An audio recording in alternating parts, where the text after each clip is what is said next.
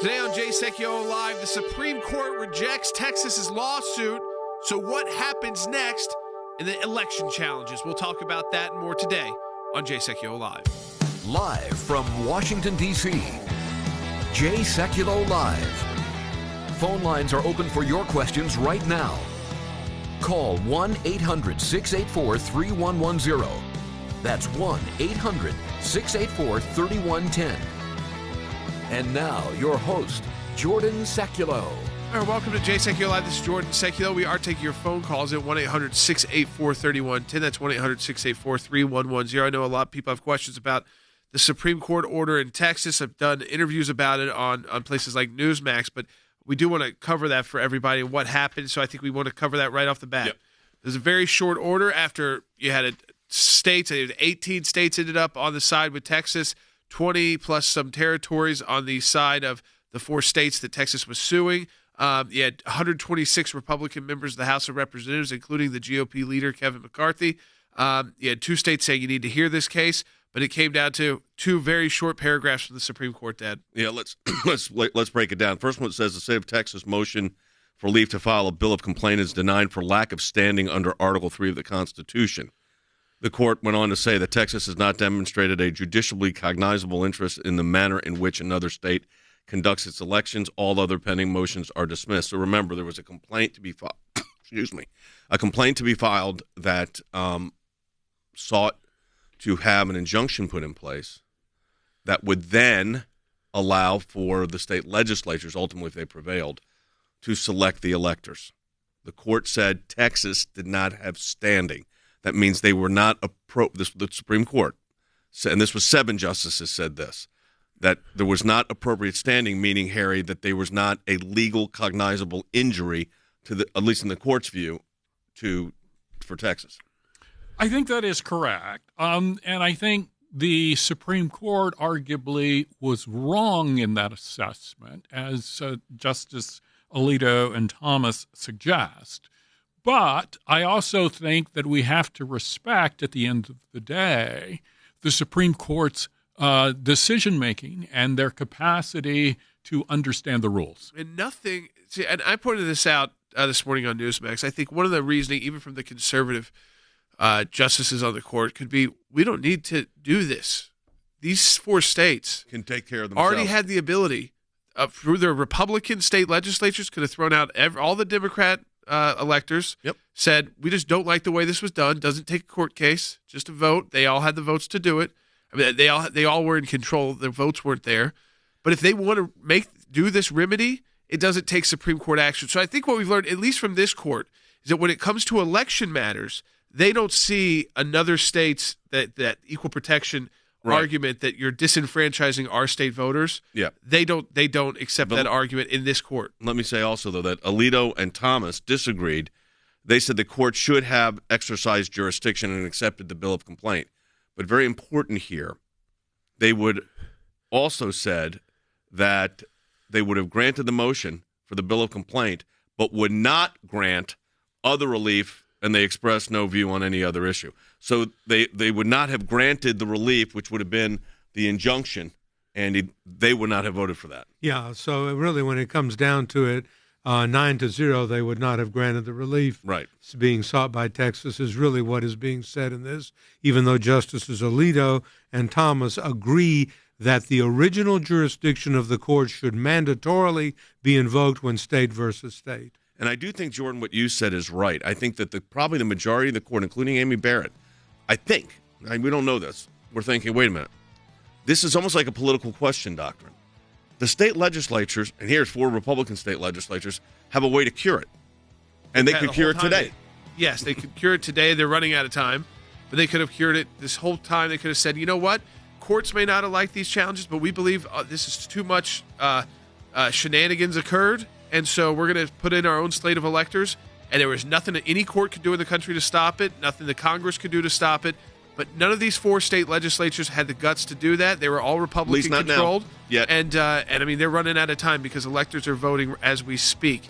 And we're going to talk when we come back. Let's talk about the electoral college cases meeting. Are still out there. Cases that are out there and what it means next.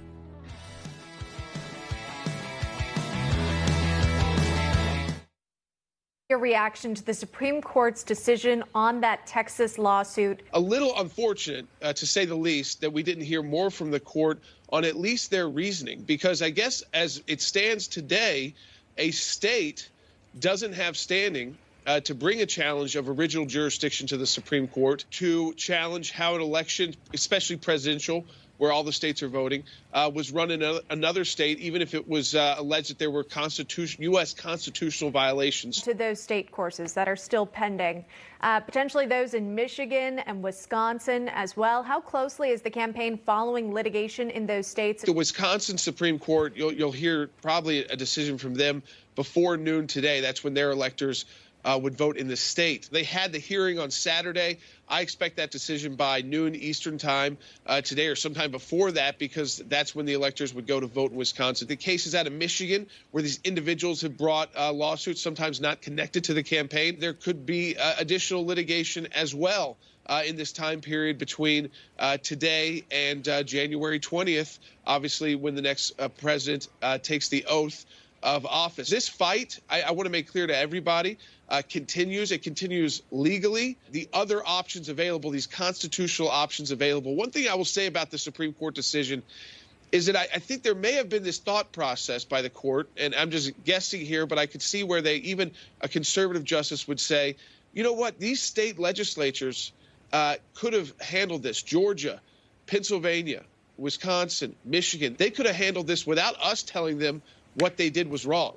And they haven't stepped up and done that. They still have time to do it. The clock is running out. And then you have to look at the U.S. Congress and their ability, of course, to take action. It's been pointed out, Democrats tried to do this to President Trump when he was elected back in 2016.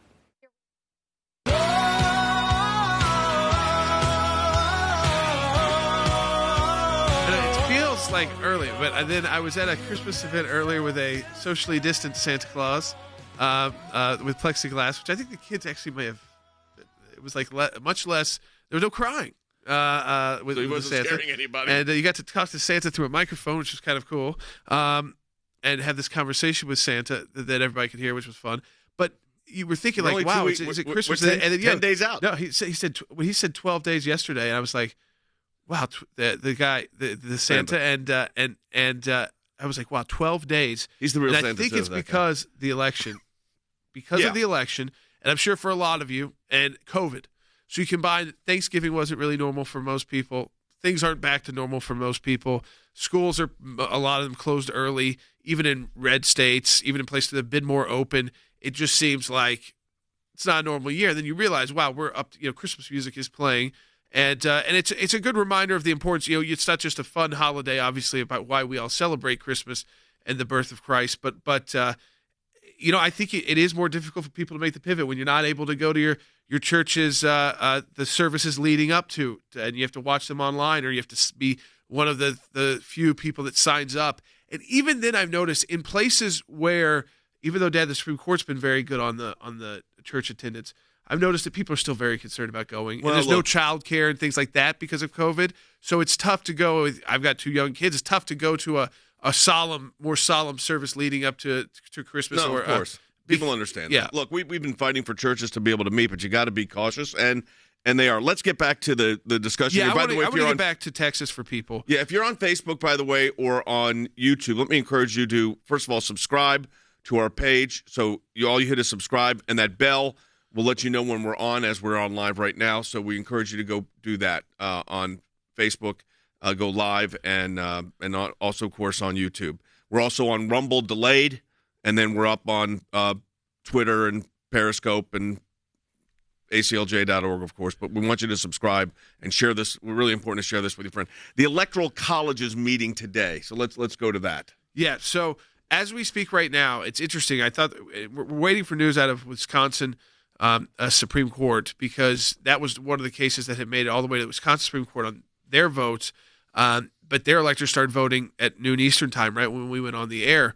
And so electors are voting now. Now, there is a move, and I think we will see it kind of play out as the day progresses, that the Trump electors are showing up in some of these spots, some of these states that were contested, as a kind of a protest move. Yeah. And they will say that, no, we should be casting a vote. I don't think we'll get into the situation. I think it's going to be in 4 contested states. Yeah, yes, you will see this group of electors show up, and I know that we pulled some history about that when things were contested in other states, and it was specifically Hawaii in 1960. Yeah, so in 1960 in Hawaii, it appeared that Richard Nixon had won the state, but it was only by 141 votes. Court order to recount was still underway when the Republican governor signed the certificate from the GOP electors to give the state's 3 electoral votes to Richard Nixon. When they did the recount, it showed that Kennedy had actually prevailed, forcing the governor to sign a second certificate, but both certificates had arrived in Washington by the time the Congress convened in January, with then Vice President Nixon charged with presiding over a joint session to certify his own election loss. Hearing no objections, Nixon ordered the Democratic certificate counted and ignored the accompanying Republican certificate, even though it also bore the governor's signature. Now, what's happening now, though, is that in a variety of states, I think 4, maybe 6, the Republican electoral slates, Pennsylvania, Georgia, Michigan, Arizona, I believe, Nevada, and Wisconsin, those electors are going to cast a vote. But the question is going to be, of course, that vote is not really – it's more of a protest vote than a binding vote, unless one of these cases that are still lingering were to do something. Yeah, that's true, Jay. What it is they're showing up as an alternate slate of electors saying we are going to vote for our candidate, in this case President Trump, regardless of the fact that the certified list of electors by the secretaries of state and the governors is for the Democratic nominee. But it's more, I think, of a expression of protest rather than anything that is going to be ultimately binding, because the one that is certified by the governor, of course, is the one that most of the electors are going to follow in their voting before. But this kind of tumult around the Electoral College is not really that unusual. There's a great question coming in on YouTube Super Chat. It says, an attorney for the state of Wisconsin during the hearings on Saturday said that the legislature didn't have the authority to choose their own electors. Why would they argue that? Well, the Constitution rests with the legislature, the process. Now, maybe there's something in the Wisconsin process that says it's done by popular vote. I'm not aware. No, I mean, that would have to be then a state law that was adopted. Right. By the way, state laws can be overturned very quickly by state legislatures. So, I mean, unless it's in their Wisconsin state constitution, it may be that there was a law passed by their state limiting their authority. But again, those laws can be changed. Laws are easy to change. The Constitution's more difficult. The state constitution as well. But I think that specific to these cases, all of these cases, and listen, there's still cases pending right now. Like we said, Wisconsin, there's cases pending in Georgia. I think there's cases pending in Michigan with some of Sidney Powell's cases are still pending as well. Lynn Wood's got an appeal up at the Supreme Court. Yep. I mean, so there are still legal actions. There could be additional legal actions. The key date is really January 6th. There's members of Congress looking at taking action as well. Okay, explain that to people. Okay, so this would not be what we were talking about when we said that no one got to 270, and that because no one got to 270, you look at first the House state delegations. This is something that's done every election. In fact, Democrats did it to Donald Trump. Didn't get attention, but they did it to Donald Trump in 2016 when he won, so they did it in 2017. You have to have a member of the House file an objection to a state's election. They could file to specific electors. So they could do it to all the electors from Georgia, all the electors from Michigan, all from Pennsylvania, all from Wisconsin. But you've got to have a senator that signs off on that. If a senator signs off on it, the House and Senate then must go back into deliberation for 2 hours over each of those and then vote. Now, here's the difference. They're not voting by state delegation. So what's tough then for President Trump in this scenario and Republicans, and Senator Rand Paul's thought about being the senator that signs on to this, to actually take it to that level where they have to have the debate, which again, I think is not necessarily a bad thing for the country to have that debate in the House and the Senate. But ultimately, it's a House straight-up numbers vote, and the Democrats, even though they suffered election losses, they still are in control of the House of Representatives. Right. So it would be uphill, to say the least, that the Democrats would be the ones voting to take Biden preemptively out of office. But that challenge is there constitutionally, legislatively, and it looks like it could be made, and we could actually see at least the debate. But I do think that for legal challenges, you have to be honest as attorneys. I mean, the clock is ticking very fast. And even if you say that this is not really the key date, that it's January 6th when Congress certifies it, or it's January 20th, well, this is all now within a month. And so, and you've had the Supreme Court weigh in. I don't think they're going to, you're not going to hear anything else from them. I know that there are some appeals on state matters. There might be small things. I know that we still have a stay in. Yeah, we still have a stay in place in the initial Wisconsin matter with the late votes, Pennsylvania. But I mean, there are not enough votes to change the election. Yeah, I think it's 8,000 votes. So it's not outcome determinative. I suspect those will probably be lifted. I think we have to understand something here. I mean, it's not as if anybody left anything on the field, Andy, as far as litigation's gone. No. I mean, I do want to say there's still cases pending.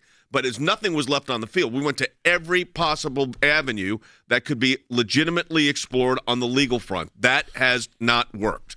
No, it hasn't. And I think it is to the president's credit that he used the legal process in a proper way in each of the jurisdictions in which there was a question, in Georgia and Wisconsin, Pennsylvania, and so forth, to challenge what had happened in the election. All the allegations of voter fraud and election rigging and so forth were debated and decided by the courts. Unfortunately for the president, adverse to him. Okay, that's the process that we used. I think the president had the absolute right to challenge the election and the way that it was conducted by each of the states in the various jurisdictions in which election lawsuits and outcome lawsuits were filed. And finally, I think we sort of culminated, Jay, with a case of all cases, and that was Texas versus Pennsylvania, in which it was outcome determinative, in which the Attorney General of Texas joined with 17 others. 17 amicus. I think 6 of the states tried to also intervene. So it wasn't as if it wasn't a significant case. Right. It just was the Supreme Court said no standing for Texas, and even the 2 justices that would have granted review said we would not have given the relief. I think there's a great question coming in on line 2, Jordan, we should take. I think this is, but we'll do it when we come back from the break. Yes, and I think for those of you watching on Facebook, Periscope, YouTube as well, we want you to subscribe on YouTube. Click that bell as well so you get notifications when we're live throughout these processes, and including a radio broadcast every day, and when days where we need to come back live to you. You get those notifications, so subscribe on YouTube. We've been just opening that up for about a month, and we've got a lot of new people watching that way. Of course, our radio audience. But when we go to this break, we're going to be playing for you the Bald Beagle video that's produced for kids, but actually this explains the Electoral College and how it works. We put this out before the election, but so people understand, because I think, again, it's a civics lesson we all need to kind of remind ourselves with constantly, and this is a big day for the Electoral College as they vote. So we'll be playing that for those watching the broadcast.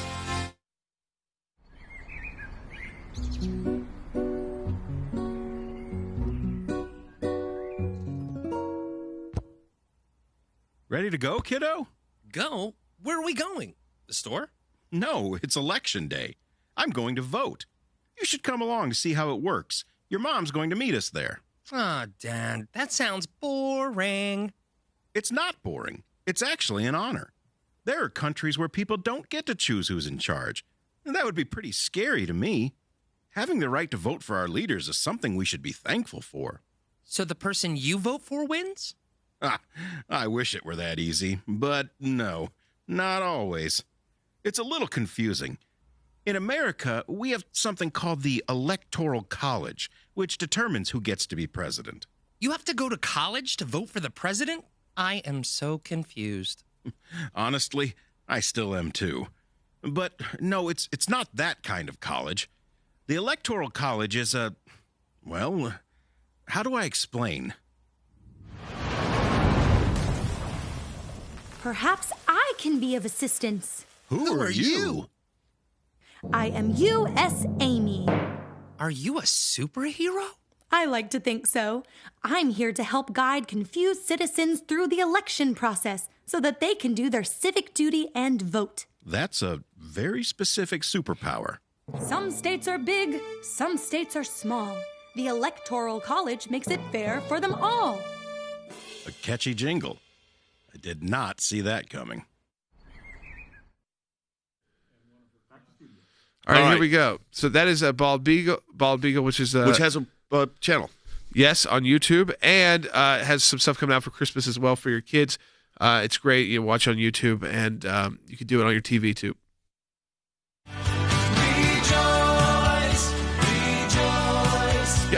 I want to say this right off the bat, too, because we're trying to explain to you what's happened legally, what is going on legally, what's happened with the Electoral College, what you might be seeing in the next days and today as well. But also that we're not ignoring the Swalwell. You know, we talked about that with Rick Grinnell last week. We're going to talk about that more.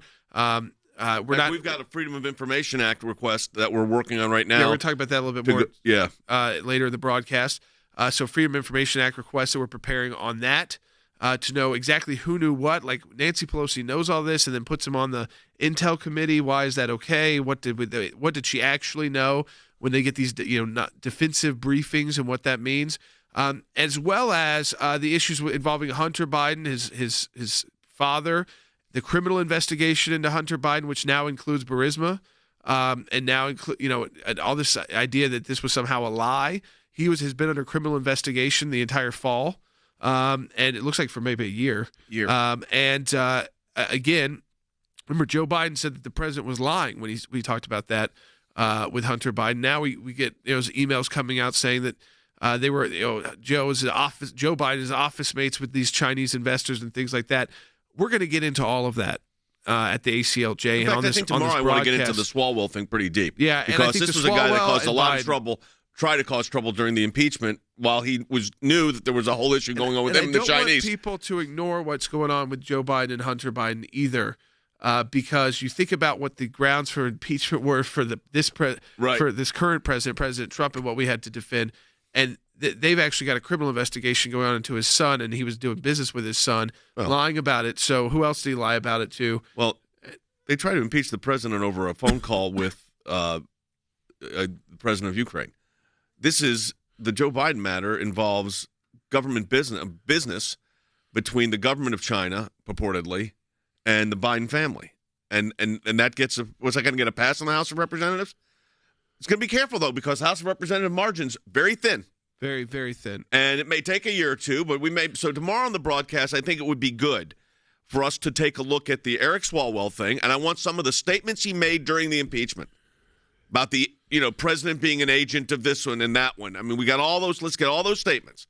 And then let's get what Joe Biden said to the president about you're lying, man, about the son being, should be investigated when, in fact, he was being investigated, and Joe Biden obviously knew it. So I think we need to have all of that. This legitimate news inquiry. Don't ignore that. Don't forget that, because again, today we got to deal with the election, but we're going to get to that. We will get to that. Yeah, because I think it's dangerous not to. Because I mean, let's be honest about where things are looking electorally. I mean, it doesn't look good for President Trump right now. When you look at the court, just be realistic. Don't let these stories be buried by the end of 2020. And you've got a national election taking place in the state of Georgia. Oh man. For Senate that literally will determine who controls half a branch of government. Your taxes, your Green New Deals, your tax the rich ideas, your relations with Israel, all of that any kind of major things you cannot do through executive action, executive order. That, by the way, then gets undone very quickly by the next president. Things like that takes both houses of Congress. And if the Senate remains Republican, your taxes aren't going to be raised. Your 401k, I think the economy will stay a lot more stable. And you're not going to get the crazy Green New Deal passed through. They can try to do some of that like piecemeal by executive order. But again, this is probably I've never seen anything, because you got two that are so significant, and they should be. They're kind of like very two different races. One was a open seat runoff. Yep. The other was just a Senate race that David Perdue won. Yep. Just didn't win by enough. But yet, I think that when it comes to that day, who's going to split ticket that?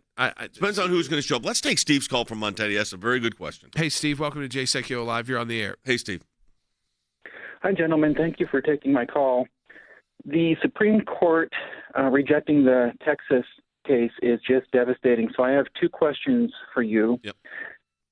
If the three justices that President Trump nominated are considered to be constitutionalists, along with the other two conservative justices, why would they refuse this case, which really seemed to be perfect? And my second question is, do we have any viable legal recourses now to save this election now that the Supreme Court itself has turned against us? And could this really just be the end of the republic?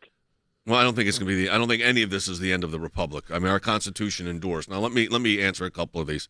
With regard to the constitutionalists, look, Alito, Thomas, the other three you mentioned, you're talking about the newest justices, Gorsuch, Kavanaugh, and Justice Barrett, are all constitutionalists. That's their judicial philosophy. These are not easy cases. I've told you they were uphill cases to begin with. They were difficult, and the relief that was being requested was extraordinary, which was throwing it back to the legislature. Now, that's constitutional. But I think what Jordan said is the reason the constitutionalists said, you know what? We are Federalists. Therefore, the states can fix this if they see it, Harry, as a problem. Absolutely. Unfortunately, the Constitution does not have a process which mandates that state legislators actually have a spine. They could have taken action. Each and every state legislature could have taken action. That's number one. Number two, many of these state legislators could have taken action before November the 3rd. So part of the issue here, I believe, is that many state legislators have just slid around without focusing on doing their job. So I think going forward, it will be up to each and every citizen in each and every state to put pressure on members of the state legislature to make sure that election integrity and that all evidence of fraud is eliminated with respect to future elections. If we want to keep our republic, we must ensure election integrity. But, Jordan, you said something, too, that I think that needs to be underscored again, and that is the Supreme Court knew that the states could fix this if they had the gumption to do it. Right. Constitutionally, that's what the electors clauses do. Right. I mean, each one of these states, they don't have to accept the results ever. They can always say, by the state legislatures can say that there was something wrong. In this case, they could say, we don't care that the judges thought there were standing issues on these cases. We still believe that what they were alleging happened and that there were violations, that executive branch and bureaucrats did not have the ability to change the rules and change. There shouldn't be 200,000 votes counted in Wisconsin on absentee ballots that people didn't request an absentee ballot when the state law says you have to request an absentee ballot. Wisconsin could have come in and said we're gonna do this. They didn't need the Supreme Court to do it. Now, we did think that obviously for them to get a backbone, it might take the Supreme Court. That's what we said. For them to get a backbone, like Harry said, it would take probably a court. But that's not why the Supreme Court's there. So if there is another option of a remedy, the court is usually going to say that's the remedy that should be chosen. And I think, again, on this matter specifically, that's how they got to it, is that, listen, if you're in Georgia, Republicans control it. If you're in Pennsylvania, Republicans control it. If you're in Michigan, Republicans control it. Same in Wisconsin. The president says it's not over yet. That's the fight is still going on. I mean, listen. Legal challenges are the difficulty. And yes, legal challenges, but remember, there's other ways. We talked about how even Congress can get involved in this, and the president will continue the fight as he's pledged to his supporters. And we want to make that clear in every case we've done. He is not conceded. I don't think the word concession will come out of his mouth. He said, he was quoted in an interview saying, "It's tough for me to ever say concede when all this has been put on paper." Right. And all these cases were mostly thrown out on standing issues, not on merits. We'll be right back. Second half hour coming up. Here's what I want to say to our ACLJ members, or for those of you that enjoy watching this broadcast, whether it is going after the deep state, whether it is litigation that we're engaged in, whether it is defending the persecuted church and getting individuals out of prison in other countries because of their faith, whether it's training lawyers to fight for religious liberty, not just here in the United States, but around the globe, whether it is producing a daily 1-hour live television and radio broadcast heard on thousands of radio stations, on TV platforms, on social media platforms, your support of the ACLJ enables us to do all of this. We want to encourage you to support the work of the ACLJ. We're in a matching challenge campaign. Any amount you donate, we get a matching gift for. Go to aclj.org today. That's aclj.org. Live from Washington, D.C., Jay Sekulow Live. And now, your host, Jordan Sekulow. So now, there's another matter we want to just bring up just because it's crossing the wires right now. John Durham, who now, remember, is a special counsel now. He's gotten special counsel status like Bob Mueller. And there's arguments over how they can be fired. You know, most people believe the president can always fire them, but that the attorney general is more restricted specifically in doing it. So it has to be a presidential action. But regardless of that, he is adding prosecutors as we speak, the report to Fox News, to looking into the matter because he was slowed down by COVID significantly because of grand jury issues with COVID and deposition issues with COVID, tracking down things all around the world with COVID, as you can imagine, not an easy time. But he's actually adding prosecutors and former U.S. attorneys. We haven't gotten a list of those yet, but Fox News just put that out that his team is actually increasing. So for those of you who thought that's kind of going nowhere, that's not the case. I think, listen, it's going to put a lot of pressure would be on the new attorney. If there's a new attorney general come January, and it's Joe Biden's pick, a lot of political pressure if you just go in and fire John Durham over the Russia probe. With the House of Representatives this close? Yeah. I mean, what's the difference in the House of Representatives right now? Is it 10?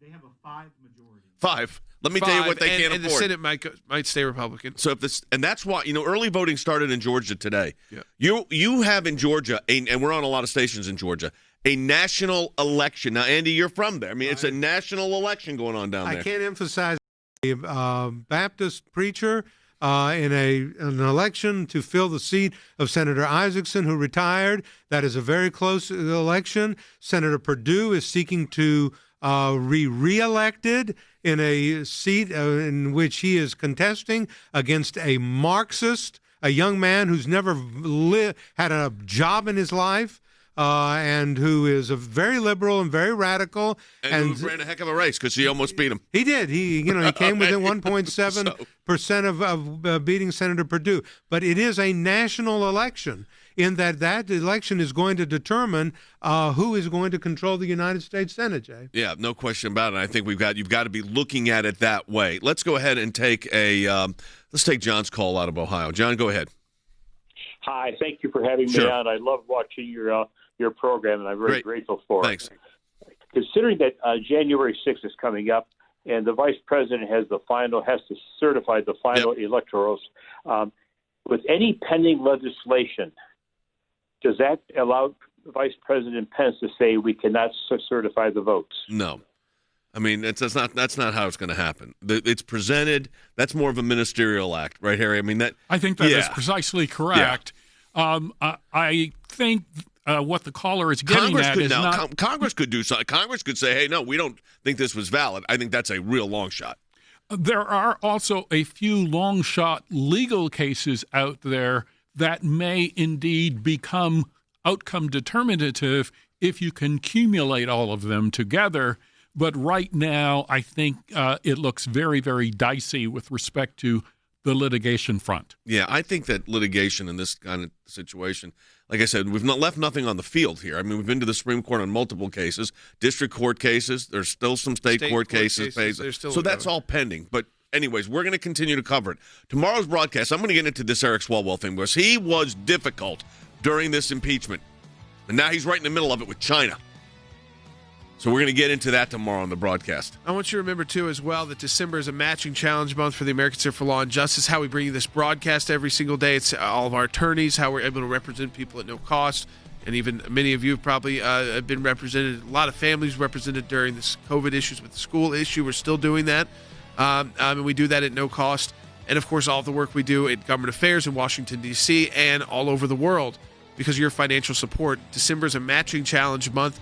Double the impact your donation. We have a group of donors that say we will match every donation that comes through in the month of December. So if you're thinking about donating to the ACLJ, it's a great time to do it at aclj.org. We want to play you a moment from the Wisconsin hearing that you mentioned over the weekend. He just chooses to challenge it now after he lost the election, correct? I don't think it was a conscious choice to not do it before or not do it after. one illegal voter, one person who engaged in fraud at Democracy in the Park. I mean, isn't it true that the reason that your client, Donald Trump, did not file this action until after the election is because it wouldn't make any sense to do it if he had won? But now afterwards, he wants to go back and complain about things that he could have complained about 2 weeks before the election, such as Democracy in the Park. Your thoughts on the timeline here, of course, of everything being filed and then what the judges just said in that video clip?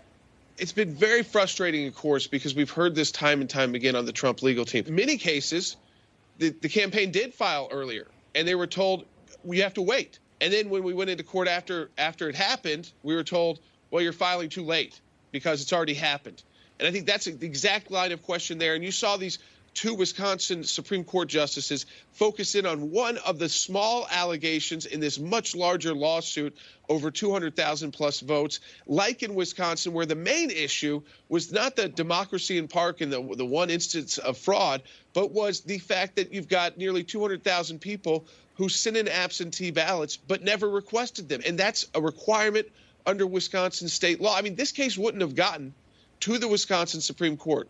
The other cases wouldn't have the states joined at the U.S. Supreme Court and it would require briefing as they did in Texas if there weren't some issues that should be looked at. And so again, I think this idea of should have done it earlier, came to us too late.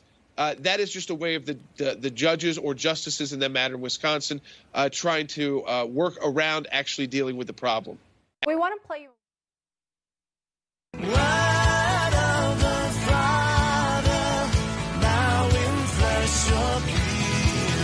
Welcome back to JSL Live. We're taking your phone calls, 1-800-684-3110. We do want to remind people, too, that early voting has begun today in Georgia. If you are a Georgia voter, I'd say get in there, vote early, vote in person if you feel like it's safe for you to do so.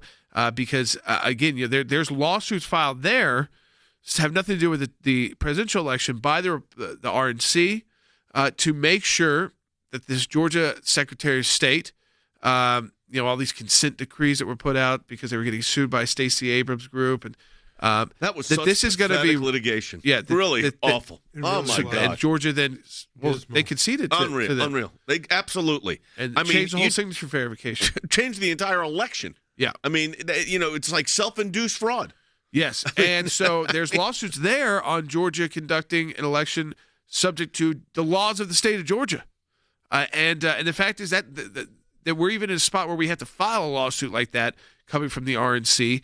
But listen, you all know the importance of this race. If you don't like the Green New Deal, you know who to vote for in Georgia. If you don't like higher taxes, you know who to vote for in Georgia. That can be prevented, regardless of who the next president is, by who controls the U.S. Senate. Is it going to be we're going to change America, Chuck Schumer, or is it going to be we're going to stop radical policies, Mitch McConnell? I mean, that's basically the question here. And for voters, let me tell you, there's excitement on both sides, money pouring in on both sides. From what I am seeing, more money is pouring in on the left, but money is not everything politically. And certainly, if Georgia voters thought they were robbed in the presidential election, they need to turn out that much more because people need to understand, the realistic how important it is. Your single vote matters, and again. It's very tough to predict these runoffs. Yep. People sometimes have election fatigue. I mean, I think the country could have election fatigue. Imagine if you're in Georgia and you're still being inundated with ads. You've still got politicians coming in. They're all there still. Right. Basically, and encouraging you. If you donated anything to the Republican side of this, I bet you're getting 10 texts a day to your phone to donate to the Georgia Fund. Yeah. It is, but it's very real. It's a national election. And also, it has to do with everybody. If Joe Biden is president, everyone he appoints to a cabinet position or that has to be confirmed would have to go through Republican confirmation versus just a pass on if it's Democrats. And so again, I think it impacts Durham. I think because with the House, it's such a small margin. If the Senate stays Republican, Durham stays in place. If it doesn't, I think that they start removing people like that. And I think that's the kind of things that will implicate. Hunter Biden will go nowhere. The criminal investigation, but if it stays Republican Senate and it's barely Democrat in the House, then they're not, these moves. They're going to be very careful politically about moves they make because they're all up for re-election in the House in 2 years, and a third of the Senate is up. No, that's 100% correct. So I think, look, that's where it is. Let's go ahead and take another phone call. We're taking tomorrow's call program. I'm going to focus in on this Eric Swalwell situation with China and the allegations there, and how we at the ACLJ will be involved in dealing with that. Let me go to Anita in Georgia. She is in Georgia right now on line 4. Anita, welcome to Sekulow Live. Hey, Anita. Hey there.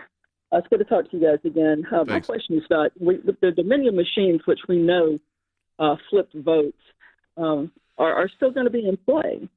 I mean, how do we get around these things? Look, we go ahead. If they flip our votes, and we've got a governor and a secretary of state that are just hiding in a hole and sitting on their hands, a state Supreme Court that won't do anything, and our national Supreme Court that says, well, I don't want you to take this as a reason not to vote, because there's been no evidence that's been put forward in a court of law that shows that the machines actually switched the vote. So we're falling into prey of the left here, which is, my vote's not going to matter. They're just going to switch it anyways. That has not been established.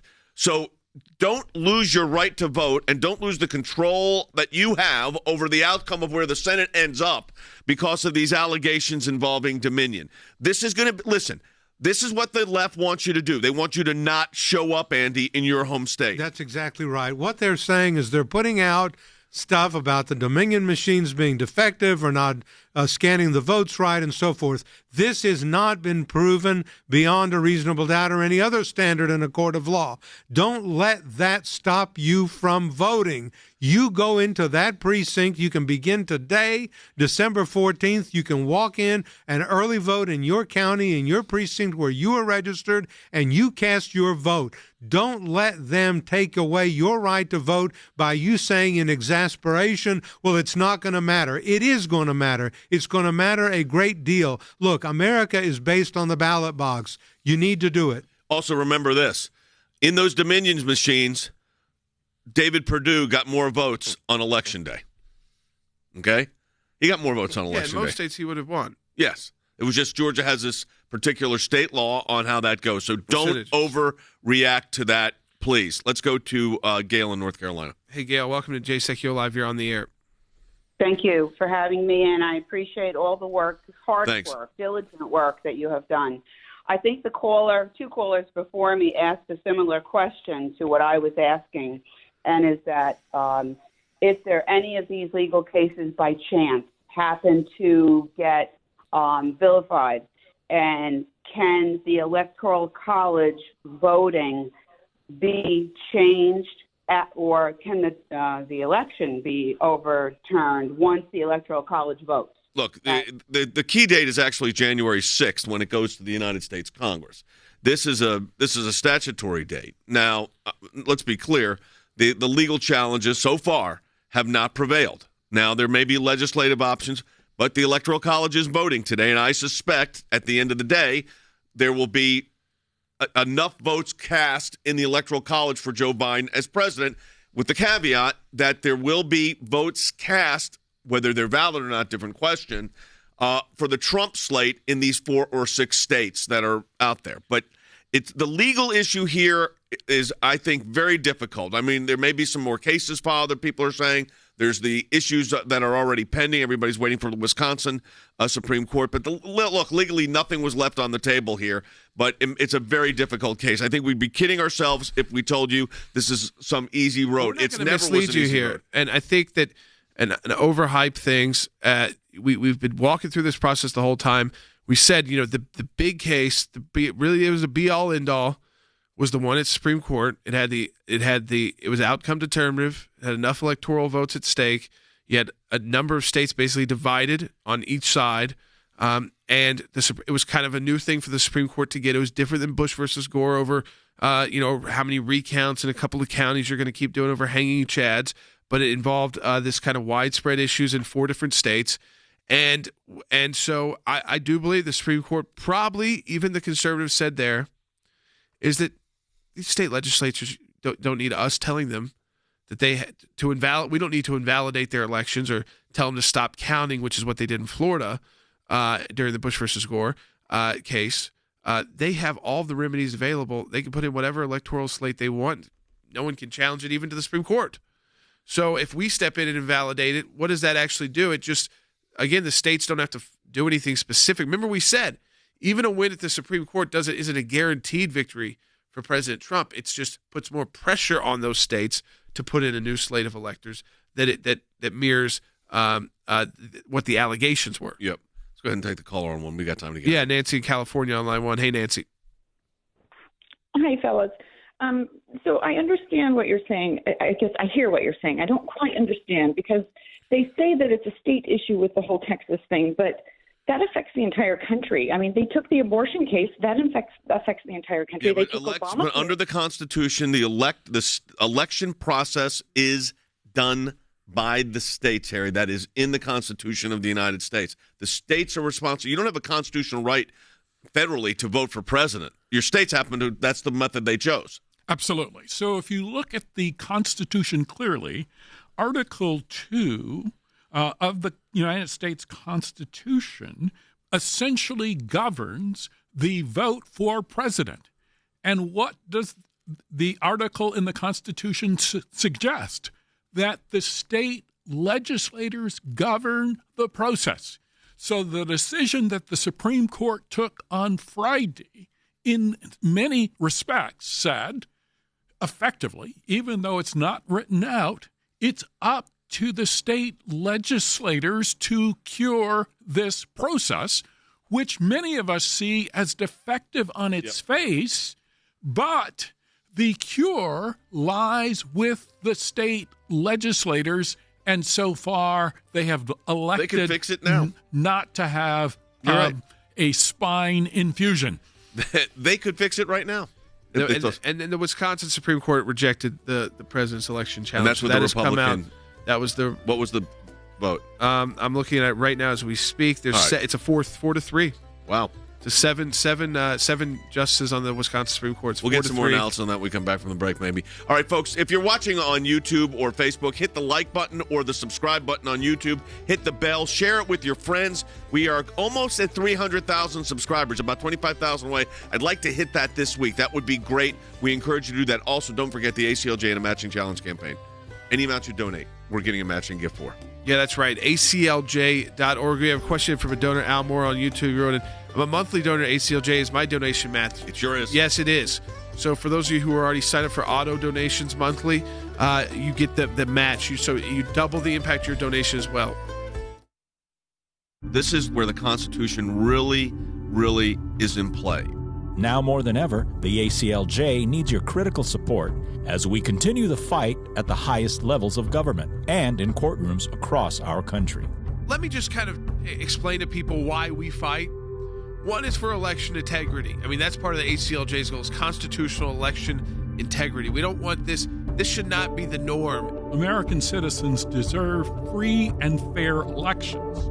And the right to vote is protected by more than the initial allocation of the franchise itself. My focus right now, our team's focus, ACLJ's focus, is on the constitutional issues. We cannot allow our voices to be silenced. Voting is our American right and duty.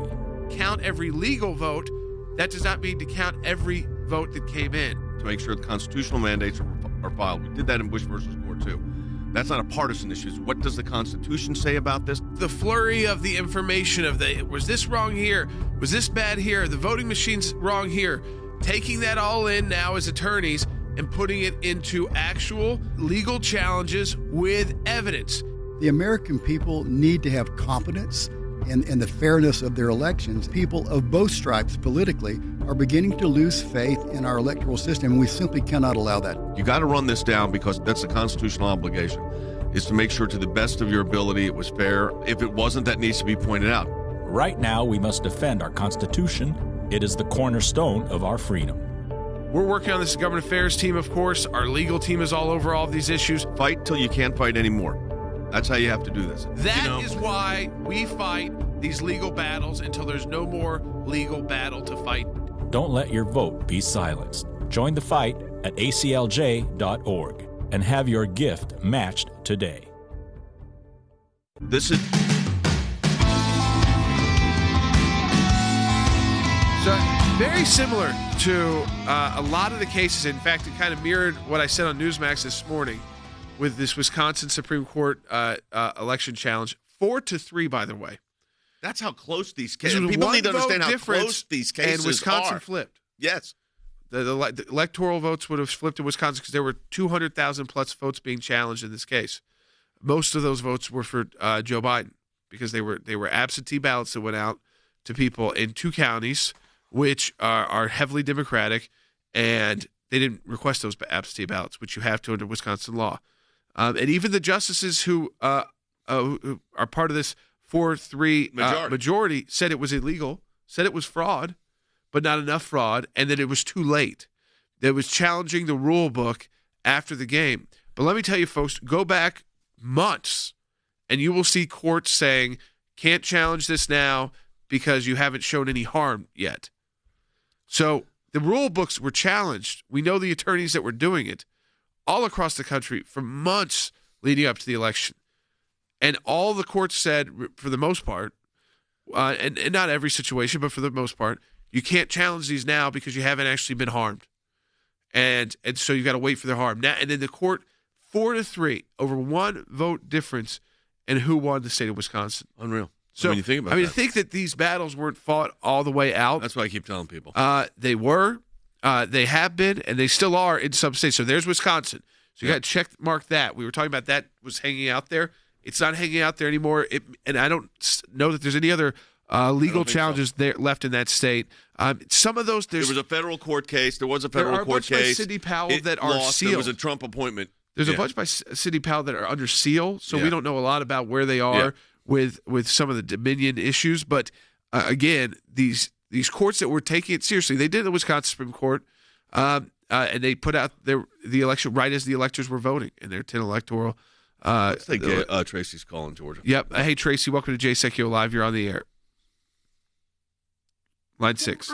I'm curious about the Senate Homeland Security Committee hearing this Wednesday. Can anything change with regard to the outcome of that?